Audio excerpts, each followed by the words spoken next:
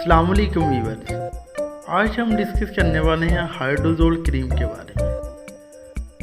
Fungal infection, जिल्द पे fungal infection हो जाना एक आम मसला है। ये किसी भी एज ऑफ ग्रुप में हो सकता है, बड़ों में हो सकता है, बच्चों में हो सकता है, औरत मर्द सभी में हो सकता है।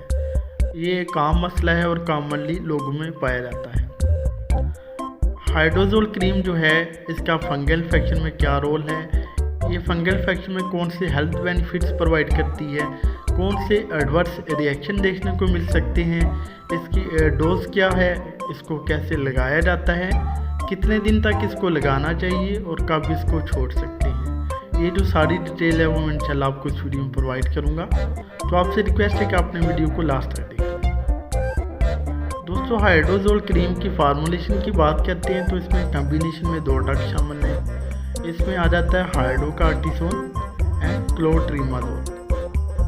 हाइड्रोकार्टिसोन बेसिकली एक स्टेरॉइड एजेंट है, जबकि क्लोट्रीमाजोल जो है बेसिकली एक एंटी फंगल एजेंट है। जैसा कि उन्होंने ऊपर मेंशन किया हुआ है, ये cream basically broad spectrum anti fungal and anti inflammatory properties रखती है। अगर हम इसके इंडिकेशन यानी यूजेस की बात करते हैं तो इसको यूज़ किया जाता है various types of fungal and yeast infection के लिए। फंगल इन्फेक्शन जो कि मेरी स्क्रीन पे आपको नज़र आ रहा है, दायरानुमा जो है रेड कलर के पैचेस या फिर वाइट कलर के पैचेस बन जाते हैं। अगर इनको टाइम पे ट्रीट ना किया जा सके तो ये आस्ता आस्ता बढ़ते जाते हैं और पूरी बॉडी पे फैल सकते हैं। इसके अलावा बच्चों में जो नैपी रैशेस होते हैं उसमें भी इसको यूज़ किया जा सकता है, लेकिन इसको उस सूरत में यूज़ करें अगर फंगल इन्फेक्शन के साथ आपको स्वेलिंग भी नज़र आ रही हो, उबार सा बना हो, वाज़िया तौर पर आप देख सकें कि स्वेलिंग है, वहाँ पे उबार बना हुआ है, तो उस सूरत में इसको यूज़ करें।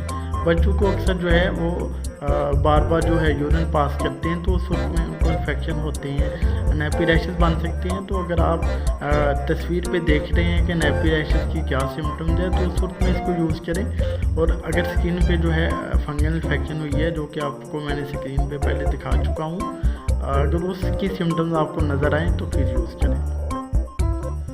अगर हम इसकी बात करते हैं कि कंट्राइंडिकेशन की, यानी कौन से पेशेंट इस क्रीम को यूज़ ना करें, तो जो कि हाइपर सेंसिटिविटी का इशू रखते हो, एलर्जी को हाइड्रोकार्टिसोन या फिर क्लोट्रीमाजोल से, वो इस क्रीम को यूज़ ना करें। इसके अलावा अगर किसी को जो है वो बैक्टीरियल इन्फेक्शन हो या फिर जो है वो वायरल इन्फेक्शन हो, तो उस वक्त में भी इस क्रीम को यूज़ करने का कुछ खास फ़ायदा नहीं होता।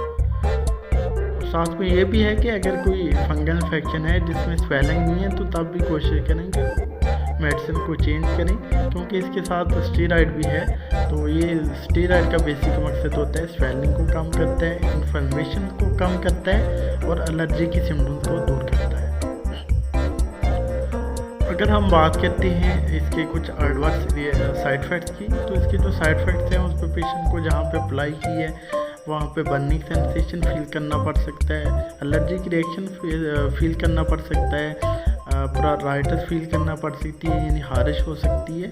इसके अलावा जो है इन्फ्लेमेशन हो सकती है, रेडनेस हो सकती है, इचिंग हो सकती है, और इसके अलावा जो है कुछ गुर्दे पे भी इफ़ेक्ट्स पड़ सकते हैं। अगर हम बात करते हैं प्रेगनेंसी एंड लैक्टेशन मदर की, तो प्रेग्नेंट फीमेल और जो ब्रेस्ट फीडिंग मदर हैं वो यूज़ करने से पहले अपने डॉक्टर से लाजमी कंसल्ट करें। अगर हम बात करते हैं कि इसकी डोज क्या है, इसको दिन में कितनी दफ़ा लगाना चाहिए और कैसे लगाना चाहिए, तो इसको लगाने का तरीका ये है कि अपने हाथों को अच्छी तरह से धो लें और एक साफ हाथों से जो है इसको इफेक्टेड एरिया पे अप्लाई करें और सर्कल नुमा दायरे के जो बना होता है, पैच बना होता है, उस सारे पे इसको अप्लाई करें।